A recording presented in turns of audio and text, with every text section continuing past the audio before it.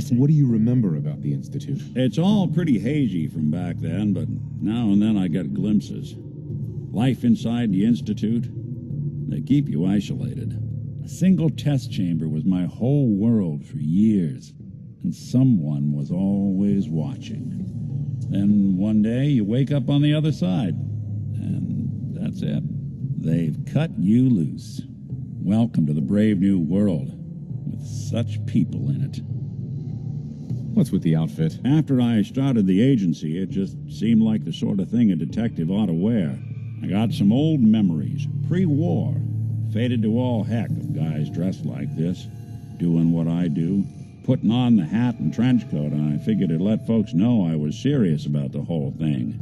Clothes make the man and all that. Guess I felt they made me the man I wanted to be. So who are you, Nick? That's a question I've been trying to figure out myself for a long damn time. I know I'm a synth, authentic Institute handiwork, but I'm still mechanical, not bioengineered like the fancy synths giving everyone the willies these days. I get tune-ups now instead of checkups. You remember when Dima was talking about the Institute's personality experiments? My memories, my personality. They're all lifted from some cop who volunteered for an experiment back before the war.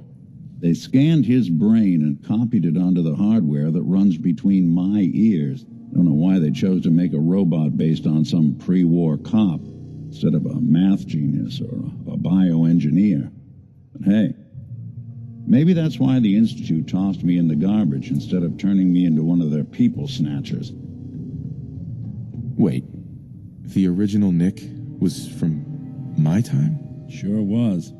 Which meant when I finally ended up out here, it was quite the rude awakening. I remember waking up one day in a garbage heap, a body in tatters and a head full of memories belonging to a man who'd been dead for 200 years. Suffice to say, it was a confusing couple of weeks.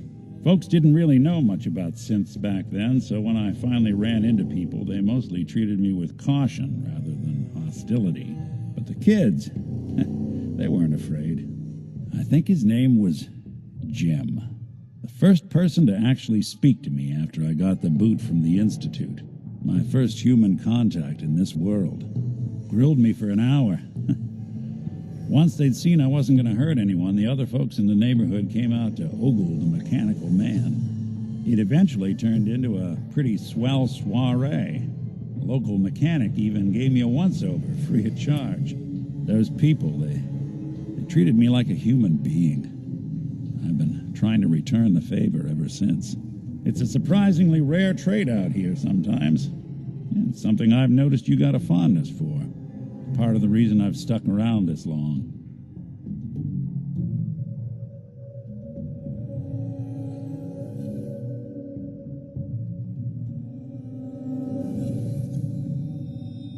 Where's that town? We should go visit. I tried to go back and say thanks once I'd gotten myself established, but the place was wiped off the map. Raiders. Don't know what happened to the people.